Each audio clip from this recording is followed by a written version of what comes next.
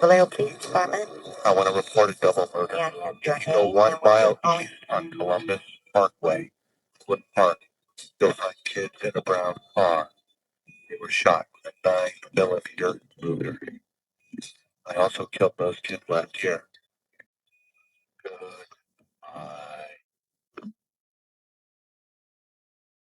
Na noite de 20 de dezembro de 1968, dois adolescentes, Betty Lou Jensen, de 16 anos, e David Faraday, de 17, estacionaram seu carro em uma estrada isolada chamada Lake Herman Road, nos arredores de Benicia, Califórnia. Era pouco antes das 23 horas. Outro veículo parou atrás deles. Um homem saiu, aproximou-se pela lateral do carro e ordenou que David saísse. Quando o jovem obedeceu, o agressor disparou a queima-roupa. Em seguida, atirou em Betty Lou enquanto ela tentava fugir a pé pelo acostamento da estrada. Ambos morreram no local. Nenhum pertence foi levado, nenhuma discussão aconteceu. O ataque foi rápido, silencioso e sem testemunhas diretas. 6 meses depois, em 4 de julho de 1969, o terror voltou a acontecer, desta vez em Blue Rock Springs Park, na cidade de Vallejo. O casal Darlene Ferrin, de 22 anos, e Michael Majot, de 19, estava sentado dentro do carro em um estacionamento pouco iluminado, após assistir aos fogos de artifício. Pouco depois da meia-noite, um carro estacionou ao lado deles.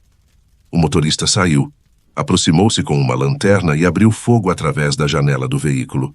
Darlene foi atingida múltiplas vezes e não resistiu. Michael foi gravemente ferido, mas sobreviveu e conseguiu descrever o agressor à polícia. Minutos depois, um homem ligou para a polícia de um telefone público próximo. Quero relatar um duplo crime. 6 meses atrás, na estrada de Benicia, também fui eu. Ele forneceu a localização exata do ataque e desligou calmamente. 3 semanas depois, em 31 de julho de 1969, 3 grandes jornais da Califórnia receberam cartas praticamente idênticas.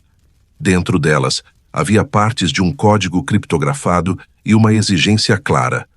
Publiquem isso na primeira página ou haverá mais. No fim da carta, pela primeira vez, apareceu um nome: Zodiaco. Poucos dias depois, o código foi decifrado por um casal de professores. A mensagem dizia: gosto de causar medo. É mais divertido do que matar animais selvagens, porque o homem é o animal mais perigoso. Nenhuma assinatura real, nenhuma identidade. Mas agora havia algo novo. Um criminoso que não apenas atacava, ele queria ser ouvido. Na tarde de 27 de setembro de 1969, o casal Brian Hartnell, de 20 anos, e Cecelia Shepard, de 22, faziam um piquenique às margens do Lago Berryessa, no condado de Napa. Era um local aberto, frequentado por famílias e turistas. Por volta das 18h30, um homem surgiu usando roupas pretas e um capuz cobrindo o rosto, com um símbolo branco em forma de alvo desenhado no peito. Ele afirmou que havia escapado de uma prisão e precisava do carro deles para fugir para o México. Pediu dinheiro e, em seguida, ordenou que se deitassem no chão. O homem amarrou Brian e Cecelia com cordas. Depois sacou uma faca e atacou repetidamente ambos. Em seguida, caminhou até o carro das vítimas e escreveu na porta: Vallejo 122068, Vallejo 7469 Napa 92769. Abaixo disso, assinou: Zodiaco. Cecelia foi levada ao hospital, mas não resistiu aos ferimentos 2 dias depois. Brian sobreviveu e descreveu detalhadamente o agressor. 2 semanas depois, em 11 de outubro de 1969, o Zodíaco atacou novamente, desta vez em pleno centro urbano de São Francisco. O motorista de táxi Paul Stein, de 29 anos, pegou um passageiro no bairro Union Square. O homem pediu para ser levado até a esquina das ruas Washington e Cherry, no bairro Presidio Heights. Quando o carro parou, o passageiro disparou contra Paul dentro do veículo. O motorista morreu imediatamente. O agressor saiu calmamente do táxi, limpou as mãos com um pano e caminhou tranquilamente pela rua residencial. Minutos depois, policiais chegaram ao local. Um deles chegou a passar pelo suspeito, mas o deixou ir por um erro de descrição transmitido pelo rádio. Dias depois, uma nova carta chegou aos jornais. Dentro, havia um pedaço da camisa ensanguentada de Paul Stine, prova de que o autor da carta era o assassino. Ele escreveu: "Espero que estejam se divertindo tentando me pegar." Tá completou: "Eu sou o responsável." O jogo agora era público. Após os ataques, o Zodíaco iniciou uma campanha de correspondência que duraria anos. Ele enviava cartas para jornais e departamentos policiais, muitas vezes acompanhadas de códigos criptografados e ameaças veladas. Em uma delas escreveu: "A polícia não vai me pegar. Eu sou muito mais esperto." Em outra: "Gosto de ver pessoas morrerem. É mais divertido do que qualquer jogo." Em dezembro de 1969, enviou um novo criptograma, conhecido como Z1340, acompanhado de um símbolo circular cortado por uma cruz. Ele prometia que o código revelaria sua identidade, mas ninguém conseguiu decifrá-lo. Enquanto isso, o medo se espalhava. Casais evitavam estacionamentos isolados, trilhas e parques ficaram vazios. Escolas passaram a organizar horários especiais para a saída de alunos. A imprensa cobria cada nova carta como um evento nacional. O criminoso parecia acompanhar tudo de perto. Quando os jornais erravam detalhes dos ataques, ele escrevia para corrigir. Quando a polícia divulgava suspeitos, ele respondia com ironia. Em uma carta escreveu: "Vocês erraram. Eu não uso óculos assim." Em outra: "Estou esperando vocês me pegarem." Mas apesar da avalanche de mensagens, nenhuma carta continha pistas concretas sobre quem ele era. Apenas provocações, jogos mentais e tentativas constantes de manter seu nome vivo. Para especialistas, não se tratava apenas de crimes, mas de controle narrativo. O Zodíaco queria dominar a história, a mídia e o medo coletivo. Ele não queria apenas atacar, queria ser lembrado. Com base nos depoimentos dos sobreviventes e testemunhas, a polícia construiu um retrato falado. Homem branco, cerca de 35 a 45 anos, estatura média, óculos, cabelos curtos, aparência comum. Alguém que poderia passar despercebido em qualquer lugar. Centenas de suspeitos foram investigados. O nome mais famoso foi Arthur Lee Gallen, um ex-professor que falava sobre fantasias violentas, tinha interesse em criptografia e possuía armas semelhantes às descritas pelas vítimas. Um conhecido afirmou que ele havia mencionado o nome Zodiac antes mesmo das cartas se tornarem públicas. A polícia revistou sua casa, interrogou, analisou sua caligrafia e impressões digitais. Nada coincidiu. Outros suspeitos surgiram, baseados em localização, estilo de escrita, comportamento psicológico ou acesso às áreas dos crimes. Todos foram descartados por falta de provas físicas. Enquanto isso, as cartas tornavam-se cada vez mais estranhas. Em uma delas, o Zodíaco escreveu: "Não tenho medo da punição. Já garanti meu lugar." Ele também enviou desenhos de supostos dispositivos e mapas com símbolos, mas nenhum levou à sua identificação. Então, sem aviso, as cartas cessaram. Nenhuma confissão. Nenhuma despedida. Nenhuma captura. Era como se o criminoso tivesse simplesmente desaparecido. Mas o mistério estava longe de terminar. Em 2020, mais de 50 anos após seu envio, o famoso código Z1340 finalmente foi decifrado por uma equipe internacional de pesquisadores independentes. A mensagem dizia: "Espero que estejam se divertindo tentando me pegar. Não tenho medo da câmara de gás porque ela vai me mandar para o paraíso mais cedo, porque agora tenho pessoas suficientes para trabalhar para mim." Mais uma vez, nenhuma identidade, nenhuma localização, nenhuma pista concreta. Avanços modernos permitiram novas análises em selos e envelopes das cartas em busca de DNA, mas até hoje nenhuma correspondência definitiva foi anunciada publicamente. O caso permanece oficialmente aberto. O Zodíaco deixou para trás 5 vítimas fatais confirmadas, 2 sobreviventes diretos, dezenas de cartas e criptogramas e um dos maiores mistérios criminais da história. Mas talvez seu maior legado não esteja apenas nos crimes, e sim no fato de que ele conseguiu transformar o medo em espetáculo, desafiando autoridades e imprensa por anos, sem nunca ser identificado. Porque no caso do Zodíaco, a pergunta não é apenas quem ele foi. É como alguém conseguiu fazer tudo isso e desaparecer, vivendo entre nós sem jamais ser encontrado. Entre abril e maio de 1992, uma sequência de ataques começou a assustar cidades do meio-oeste dos Estados Unidos. No início, os casos pareciam isolados, mas logo revelariam um padrão inquietante: lojas pequenas, funcionários trabalhando sozinhos e locais próximos à Interestadual 70. O primeiro ataque conhecido ocorreu em 8 de abril de 1992, em Indianápolis, Indiana. Kathy Hammer, de 20 anos, estava sozinha em uma loja de artigos religiosos quando um homem entrou calmamente, sacou uma arma e disparou a queima-roupa. Ela não resistiu aos ferimentos. Nenhum objeto foi levado. 3 dias depois, em 11 de abril, em Wichita, Kansas, Patricia Smith, de 23 anos, trabalhava sozinha em uma loja de conveniência quando um homem entrou e atirou sem dizer uma palavra. Assim como no primeiro caso, não houve roubo e nenhuma discussão. Em 27 de abril, em Terre Haute, Indiana, Helen Reed, de 32 anos, foi atacada dentro de uma loja. O agressor entrou, disparou rapidamente e saiu. Diferente das vítimas anteriores, Helen sobreviveu e conseguiu descrever o suspeito. Um homem branco, de estatura média, vestindo roupa simples e usando um boné. Esses relatos chamaram a atenção das autoridades. Os crimes não envolviam dinheiro, vingança ou conflito pessoal. As vítimas pareciam escolhidas ao acaso. Tudo indicava que alguém estava se deslocando entre estados, atacando sem deixar mensagens ou explicações. O medo começou a se espalhar. Funcionários se recusavam a trabalhar sozinhos. Lojas passaram a fechar mais cedo. A imprensa começou a conectar os pontos.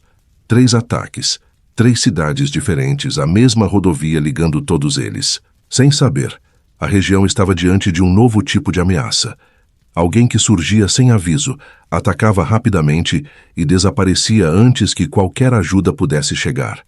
E o pior ainda estava por vir. Em 3 de maio de 1992, o padrão se repetiu em St. Charles, Missouri. Nancy Kitzmiller, de 37 anos, trabalhava sozinha em uma loja de cerâmica quando um homem entrou e disparou a queima-roupa. Ela não resistiu. No dia seguinte, em 4 de maio, em Raytown, Missouri, Michael McCown, de 40 anos, foi atacado dentro de uma loja de conveniência. Assim como nos casos anteriores, o agressor entrou sem dizer nada, atirou e saiu. Michael sobreviveu e conseguiu relatar que o homem parecia extremamente calmo, sem pressa ou nervosismo. Horas depois, ainda em 4 de maio, outro ataque ocorreu em Blue Springs, Missouri. Sylvia Daugherty, de 44 anos, foi baleada dentro de uma loja onde trabalhava sozinha e não resistiu aos ferimentos. Agora, o padrão estava claro demais para ser ignorado. Pequenos comércios funcionários sozinhos, ataques rápidos, nenhum roubo, sempre próximos à I-70. A polícia concluiu que um único agressor estava por trás de todos os casos. A arma utilizada em cada ataque era um revólver calibre .22, segundo os exames balísticos. O suspeito parecia viajar entre cidades usando a rodovia como rota principal, escolhendo vítimas aleatoriamente e desaparecendo antes que qualquer resposta pudesse ser organizada. O medo tomou conta da região. Muitos estabelecimentos passaram a trabalhar com portas trancadas. Outros instalaram campainhas de emergência ou encerraram atividades mais cedo. Funcionários passaram a pedir escolta para chegar ou sair do trabalho. Mas apesar da mobilização entre diferentes estados e da entrada do FBI na investigação, nenhuma pista concreta surgiu. Nenhuma identidade, nenhum rosto, nenhuma resposta. E então, de repente, os ataques cessaram. Após o último ataque em maio de 1992, o responsável simplesmente desapareceu. Não houve mais crimes com o mesmo padrão, nenhuma carta, nenhuma ligação, nenhuma reivindicação. A investigação reuniu forças policiais de vários estados, O perfil traçado descrevia um homem metódico, organizado, frio e silencioso. Alguém que não buscava fama nem atenção, apenas executava ataques rápidos e sumia. Diversos suspeitos foram investigados ao longo dos anos, inclusive criminosos presos por outros delitos violentos. Nenhum pôde ser ligado de forma definitiva aos ataques. A arma nunca foi encontrada. Impressões digitais não levaram a nenhuma identificação conclusiva. O assassino da I-70 deixou para trás 6 vítimas fatais confirmadas, 3 sobreviventes, nenhum suspeito formalmente acusado. Com o tempo, teorias surgiram. Algumas sugerem que o agressor pode ter sido preso por outro crime, falecido ou simplesmente decidido parar. Nenhuma dessas hipóteses pôde ser confirmada. O que permanece é o mistério. Um homem percorreu vários estados, atacou pessoas que nunca conheceu, deixou vítimas em cidades diferentes e depois sumiu sem deixar rastro. Até hoje, o assassino da I-70 continua sendo um dos raros casos em que um criminoso em série conseguiu atravessar regiões inteiras e desaparecer como se nunca tivesse existido. Na primavera de 1946, a cidade de Texarkana, localizada na divisa entre os estados do Texas e Arkansas, era conhecida por sua tranquilidade. Mas tudo mudou na noite de 22 de fevereiro de 1946. O casal Jimmy Hollis, de 25 anos, e Mary Jean Larry, de 19, estava estacionado em uma estrada deserta próxima à cidade, após sair de um cinema. Pouco depois da meia-noite, um homem mascarado surgiu ao lado do carro, armado. Ele ordenou que Jimmy saísse do veículo e o agrediu violentamente. Em seguida, disparou contra Mary Jean dentro do carro. Ambos sobreviveram, mas ficaram gravemente feridos. Eles relataram à polícia que o agressor usava uma máscara que cobria quase todo o rosto e parecia agir com extrema frieza. Poucas semanas depois, na noite de 24 de março de 1946, outro casal foi atacado. Richard Griffin, de 29 anos, e Polly Ann Moore, de 17, estavam sentados dentro de um carro estacionado em uma área conhecida como Lover's Lane.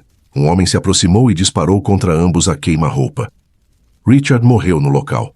Polly foi encontrada gravemente ferida e morreu pouco depois no hospital. Dessa vez, não havia dúvidas. Texarkana estava sendo caçada por um criminoso que atacava casais em locais isolados. O medo se espalhou rapidamente. Escolas alteraram horários. Cinemas fecharam mais cedo. Moradores passaram a se armar e a evitar sair à noite. Mas o assassino ainda não havia terminado. Na madrugada de 14 de abril de 1946, ocorreu o ataque mais chocante até então. Virgil Starks, de 37 anos, estava em casa com sua esposa Kate Starks, de 36, em uma fazenda nos arredores de Texarkana. Por volta das 2 da manhã, tiros foram disparados através da janela da residência. Virgil foi atingido e morreu no local. Kate, gravemente ferida, conseguiu rastejar até a estrada para pedir ajuda e sobreviveu. Ela descreveu o agressor como um homem alto, vestindo roupas escuras, que fugiu após os disparos. Esse crime marcou uma virada. O agressor agora havia atacado dentro de uma residência, mostrando que não estava limitado a carros ou áreas isoladas. A imprensa passou a chamá-lo de Phantom Killer, ou Fantasma de Texarkana, porque ninguém conseguia vê-lo claramente. Ele aparecia, atacava e desaparecia sem deixar rastros. A polícia mobilizou patrulhas armadas, bloqueios noturnos e até unidades da Guarda Nacional. Centenas de suspeitos foram interrogados. Nenhuma prisão foi feita. O medo tomou conta da cidade. Moradores passaram a dormir com luzes acesas, portas trancadas e armas ao alcance. Texarkana, antes tranquila, vivia sob tensão constante. Mas, assim como surgira, o assassino parou. Após o último ataque em abril de 1946, nenhum crime semelhante voltou a ocorrer na região. O responsável nunca enviou cartas, nunca fez ligações e nunca se comunicou com a imprensa. As investigações se arrastaram por anos. Um dos principais suspeitos foi um homem chamado U.L. Sweeney, conhecido por histórico violento. Sua esposa chegou a afirmar que ele havia confessado os crimes a ela, mas sem provas físicas, ele nunca foi formalmente acusado. Outros suspeitos surgiram, mas todos acabaram descartados por falta de evidências concretas. O Phantom Killer deixou oficialmente 5 vítimas fatais, 3 sobreviventes e nenhuma prisão. O caso se tornou parte da cultura popular, inspirando livros, documentários e o famoso filme The Town That Dreaded Sundown. Mas apesar de décadas de investigações, o mistério permanece. Quem era o homem que aterrorizou Texarkana por 2 meses? Como conseguiu desaparecer sem deixar rastro? Até hoje, o Phantom Killer segue como um dos casos mais assustadores da história criminal americana, não apenas pelo que fez, mas pelo fato de nunca ter sido identificado. No final do século XIX, o bairro de Whitechapel, no leste de Londres, era um dos lugares mais pobres da cidade. Suas ruas estreitas, cortiços superlotados e iluminação precária criavam um ambiente de constante vulnerabilidade, especialmente para mulheres que sobreviviam de trabalhos informais e enfrentavam noites longas e perigosas. Na madrugada de 31 de agosto de 1888, por volta das 3h40, o cocheiro Charles Cross encontrou o corpo de Mary Ann Nichols, de 43 anos, estendido em Bucks Row, uma rua silenciosa e mal iluminada. Ela havia sido atacada violentamente no pescoço, caído de costas no chão, com sinais claros de agressão grave. Suas roupas estavam levantadas, mas seus pertences permaneciam intactos, indicando que não havia motivação financeira. Poucos dias depois, em 8 de setembro, pouco antes das 6 da manhã, o corpo de Annie Chapman, de 47 anos, foi descoberto no quintal dos fundos de uma residência na Hanbury Street. Ela havia sido atacada de forma brutal, com ferimentos profundos e sinais de extrema violência, sugerindo que o agressor teve tempo e privacidade para agir. Os 2 crimes apresentavam padrões claros: mulheres sozinhas, áreas pouco movimentadas, ataques rápidos e ausência de roubo. A polícia começou a suspeitar que se tratava de um mesmo agressor, alguém que conhecia bem a região e se aproveitava da escuridão e da vulnerabilidade das ruas. A imprensa logo percebeu que algo diferente estava acontecendo. Manchetes alarmantes começaram a circular e moradores passaram a evitar sair após o anoitecer. Grupos de vigilância noturna surgiram espontaneamente e comerciantes começaram a fechar mais cedo. Mas nada disso impediu que o agressor atacasse novamente. Whitechapel estava prestes a se tornar o centro do maior mistério criminal da história moderna. Na madrugada de 30 de setembro de 1888, uma sequência de eventos chocou Londres inteira. Por volta da 1h da manhã, Elizabeth Stride, de 44 anos, foi encontrada caída em Dutfields Yard, uma passagem estreita na Berners Street. Ela havia sido atacada no pescoço e não resistiu. Diferente dos crimes anteriores, seus ferimentos eram menos extensos, levando investigadores a acreditar que o agressor pode ter sido interrompido. Menos de 1 hora depois, a poucos quarteirões dali, o corpo de Catherine Eddowes, de 46 anos, foi descoberto em Mitre Square, uma praça isolada dentro da cidade de Londres. Nesse caso, o ataque foi ainda mais violento do que nos anteriores, indicando que o agressor teve tempo suficiente para agir sem ser perturbado. Pouco depois desse segundo ataque, um pedaço do avental de Catherine foi encontrado em uma rua próxima, ao lado de uma mensagem escrita na parede. Embora tenha sido apagada rapidamente, o episódio aumentou ainda mais a sensação de pânico. Nesse período, jornais começaram a receber cartas assinadas por alguém que se identificava como Jack, o estripador. Em uma delas, o autor escreveu: o termo estripador fazia referência direta ao padrão dos ataques, que envolviam ferimentos graves concentrados na região do abdômen, algo que chocou profundamente o público da época. O nome era impactante, fácil de lembrar e perfeito para manchetes, o que fez com que fosse rapidamente adotado pela imprensa e permanecesse até hoje. Caro chefe, estou rindo de ver vocês tentando me pegar. Logo ouvirão falar de mim novamente. Embora muitas dessas cartas provavelmente tenham sido falsas, o nome ficou. E com ele nasceu uma das figuras mais enigmáticas da história criminal. Mas o crime mais perturbador ainda estava por vir. Na madrugada de 9 de novembro de 1888, Mary Jane Kelly, de 25 anos, foi encontrada sem vida em seu pequeno quarto em Miller's Court, uma viela escondida atrás da Dorset Street. Diferente das outras vítimas, ela foi atacada em ambiente fechado, o que deu ao agressor tempo prolongado para agir sem interrupções. O cenário indicava um nível extremo de violência, chocando até mesmo investigadores experientes. Após esse ataque, os crimes cessaram repentinamente. Sem prisão, sem confissão, sem resposta. A polícia londrina lançou uma das maiores investigações de sua época. Centenas de suspeitos foram interrogados. Testemunhas foram ouvidas. Cartas, pistas e objetos encontrados nas cenas foram analisados com os recursos limitados do século XIX. Mas sem impressões digitais, sem bancos de dados e sem tecnologia moderna, cada pista se transformava em um beco sem saída. Diversos suspeitos surgiram ao longo dos anos. Médicos, açougueiros, artistas, imigrantes, marinheiros e até figuras ligadas à aristocracia britânica. Nenhuma dessas teorias pôde ser comprovada de forma definitiva. Com o passar do tempo, surgiram estudos modernos tentando aplicar técnicas forenses às evidências remanescentes, incluindo análise genética em cartas preservadas. Ainda assim, nenhuma identificação foi oficialmente confirmada. O maior mistério, no entanto, permanece o desaparecimento abrupto do agressor. Após novembro de 1888, nenhum crime com o mesmo padrão foi oficialmente ligado a Jack, o estripador. Ele simplesmente parou, ou desapareceu, deixando para trás apenas perguntas sem resposta. Hoje, mais de um século depois, Whitechapel mudou. As ruas estão iluminadas, os prédios reformados, a cidade transformada. Mas o nome de Jack, o estripador, continua vivo, não apenas como um assassino não identificado, mas como o símbolo máximo de um crime sem rosto.